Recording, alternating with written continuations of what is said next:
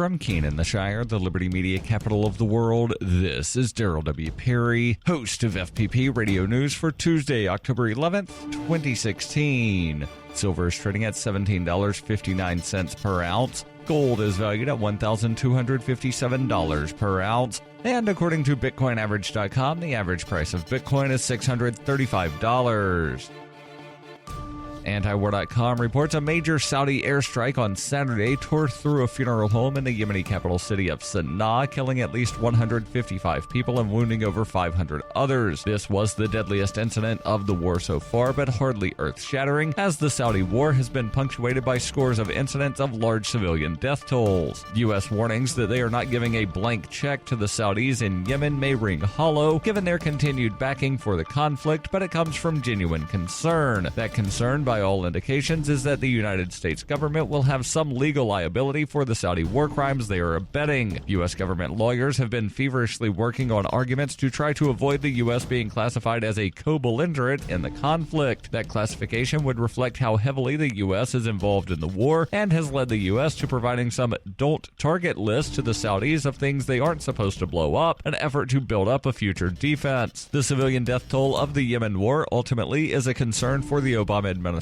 primarily to the extent that it could eventually come back and bite them in war crimes trials. That the U.S. efforts taken to reduce death tolls have been totally inefficient may ultimately be beside the point and more meant to give U.S. lawyers something to claim they tried to limit civilian deaths at future trials. It's still hard to imagine those war crimes trials ever happening, with UN officials openly complaining about the lack of international probe for the crimes and the sense that the Saudis can kill with impunity. Despite this concern mounting over the last 18 months, there's no sign that the Saudis are at serious risk of facing investigations, and the U.S. fear of blowback is likely to keep the U.S. working hard to ensure it remains that way.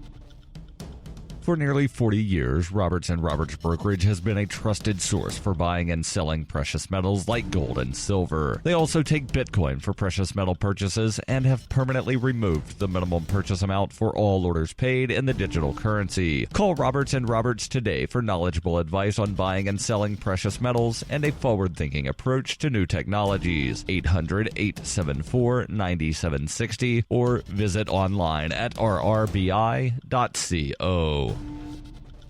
UPI reports a federal appeals court rejected a request from the Standing Rock Sioux tribe to stop construction of the Dakota Access Pipeline on Sunday, though construction may not start anytime soon. The U.S. Court of Appeals for the District of Columbia ruled Sunday that Energy Transfer Partners can move forward on construction of the pipeline. However, 3 federal agencies still need to clear the project before anything actually gets built. The $3.7 billion 1,170-mile pipeline has been highly controversial because it crossed sacred sites of the Standing Rock Sioux tribe, drawing thousands who have protested with the Native American tribes near the proposed path of the pipeline. The decision will allow construction to restart on parts of the pipeline located on privately owned land up the Missouri River. The court has yet to rule on the tribe's appeal of a September ruling not to shut down construction on the entire pipeline. The U.S. Department of the Army, U.S. Department of Justice, and U.S. Department of Interior also said in September it would not authorize construction of the pipeline on land owned by the Army Corps of Engineers, including near Lake Oahe in North Dakota, where the tribe is attempting to prevent construction.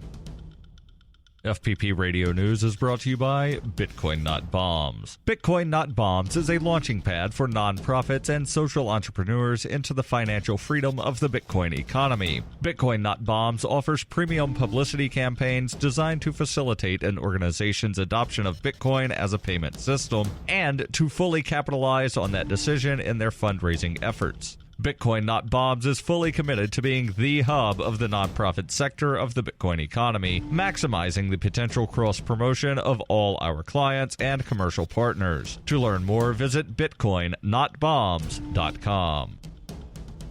Reuters reports airline passengers with replacement Samsung Galaxy Note 7 smartphones should power them down and not stow them in checked baggage due to a fire risk, according to a statement from the Federal Aviation Administration on Monday. Samsung had previously halted sales of its Galaxy Note 7 smartphones and told owners to stop using them while it investigates reports of fires. Samsung has recalled 2.5 million Note 7s due to faulty batteries and is investigating reports of fire in replacement devices. This has been FPP Radio News, online at fppradio.com.